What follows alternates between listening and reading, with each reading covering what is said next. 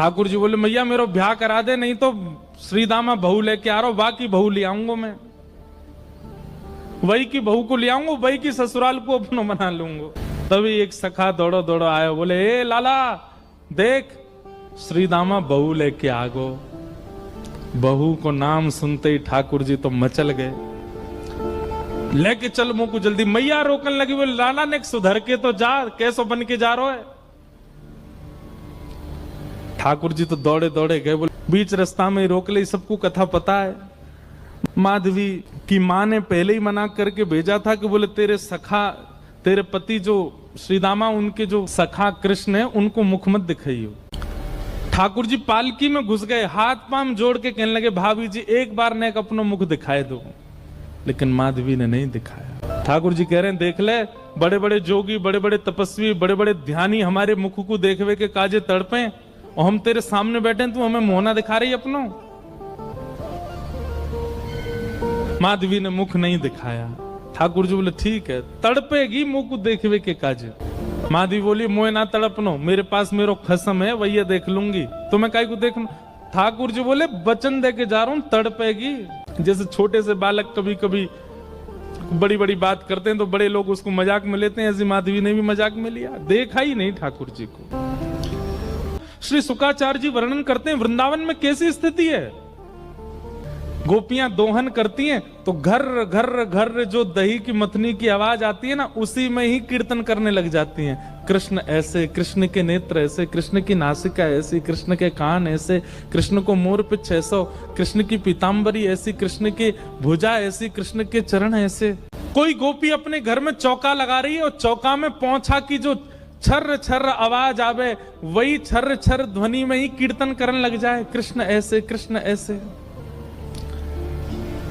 हसितम मधुरम, चलितम मधुरम, वमितम मधुरम, मधुराधिपते अखिलम मधुरम। इन सबकी बातें सुनकर के मीराबाई, माधवी को ऐसा लगता है कि इन सब से तो मैं श्रेष्ठ हूं, कम से कम अपने पति की हूं, इन सब की तरह तो नहीं। पूरे दिन उस कृष्ण की प्रशंसा करती रहती हैं। सब गोपियां माधवी से कहती हैं अभी तक तेरे सामने आयो ना है और तेने अभी तक देखो ना है। अरे या प्रेम को काम भावना ते मत देखियो, 3.5 वर्ष को 4 वर्ष को है, लेकिन वहां के प्रति एक अलग ही प्रेम प्रकट है जाए। माधवी सबको ज्ञान देती है, बोले चाहे 3 वर्ष को 4 वर्ष को है तो अन्य पुरुष, क्यों उसकी बातें करती हो, क्यों उसकी ओर देखती हो। लेकिन 24 घंटे गोपियों के बीच में रहती माधवी को और कोई चर्चा ही नहीं सुनाई देती, सब केवल कृष्ण की बात करती हैं। जल भरती हैं तो बैठती हैं, तो भोजन बनाती हैं, तो बतियाती हैं, तो श्रृंगार करती हैं, तो हर समय कृष्ण कृष्ण कृष्ण कृष्ण। माधवी ने कुछ समय अकेले रहने का भी प्रण लिया, लेकिन अकेले रह नहीं सकती, जंगल है, कहां अकेली जावे, जाना पड़ता है। उस एक दिन रात में सोई तो अब कानों में कृष्ण कृष्ण कृष्ण कृष्ण गूंज रहा है, तो कान बंद करती, पता नहीं पूरे दिन इतना नाम सुनती हूं कि अब तो कानों में भी यही गूंजता है। कान बंद करके सोती है तो स्वप्न में कृष्ण ऐसे हैं। अब कृष्ण देखे नहीं है, लेकिन उसको श्याम वर्ण, पीली पीतांबरी, वंशी, मोर पिछ सब अनुभव होता है। उठ के बैठ जाती है, नेत्रों को मीटती है, क्या करूं मैं, नहीं चाहती है स्वप्न मुझे आवे। अब धीरे धीरे माधवी की स्थिति ऐसी होने लगी कि अब वो ना चाह करके भी कृष्णमयी ही हो गई है। रात्रि में सोती, अचानक उठ बैठती है, ऐसा लगता है मानो जैसे उसका हाथ पकड़ लिया हो।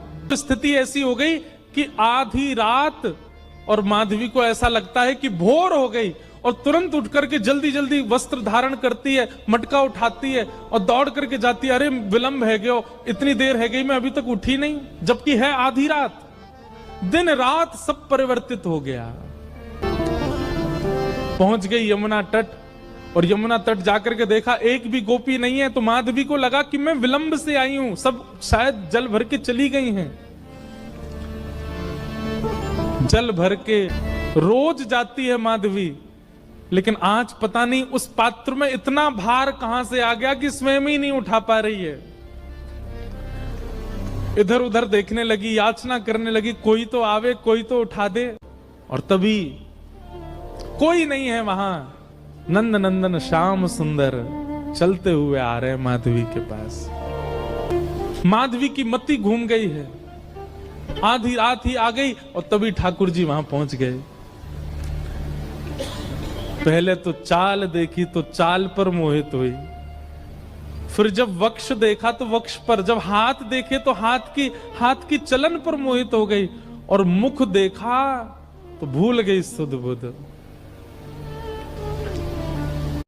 ठाकुर जी आए और आकर के मंद मुस्काए के बोले, हेरी गोपी उचाए ना पा रही, चल ले मैंने एक हाथ लगा दूं, उचाले याकू।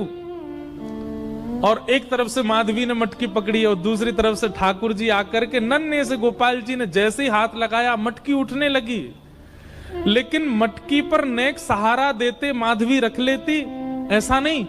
ठाकुर जी मटकी उछा के, जैसे जैसे मटकी उछ रही है वैसे वैसे ठाकुर जी लंबे होते जा रहे हैं और बिल्कुल माधवी के नेत्रन के सामने आकर के खड़े है गए। कटाक्ष नेत्रों के सामने कोई गोपी टिक नहीं पाती और माधवी को ठाकुर जी प्रत्यक्ष देख रहे हैं, सामने खड़े हैं कि। और वो एक क्षण के लिए जो रूप माधुरी का दर्शन हुआ, वो दर्शन देकर के ठाकुर जी खिलखिल करते हुए भाग गए वहां से। अब माधवी चाहती है कि पीछे भागे, लेकिन पैर स्तब्ध हो गए। माधवी चाहती है कि चिल्लाए कि रुक जाओ, पर बोल नहीं पा रही है। माधवी चाहती है कि इधर गए मैं नेत्र घुमा करके देख लूं, पर नेत्र घूम नहीं पा रहे। पूरा शरीर मानो जैसे एक स्थूल स्तब्ध एक मूर्तिमंत की तरह खड़ा हो गया। केवल नेत्रों से अश्रु गिर रहे हैं, कुछ नहीं कर पा रही, बेसुध है माधवी। वहीं खड़ी रही तब तक जब तक भोर में गोपियां जल भरने नहीं आ गईं। अश्रु जलों से जल पूरा वस्त्र भीग चुके हैं माधवी के। और तभी सब गोपियां आई, आकर के अरे ये माधवी ये पहले ही आ गई जल भरवे। सब ने जाकर के हिलाया, स्पर्श के बाद भी माधवी हिल नहीं पा रही है, बस नेत्र लाल पड़े हैं, अपलक नेत्र हैं और नेत्रों से केवल अश्रु गिर रहे हैं। बोलना चाहती है, कहना चाहती है, चिल्लाना चाहती है, किसी को पकड़ना चाहती है, पर कुछ नहीं कर पा रही है। तब एक गोपी गई और यमुना जल लेकर के जैसे ही माधवी के मुख पे छिड़को, माधवी तुरंत सचल जैसी हो गई और धड़ाम से मूर्छित होकर गिरी।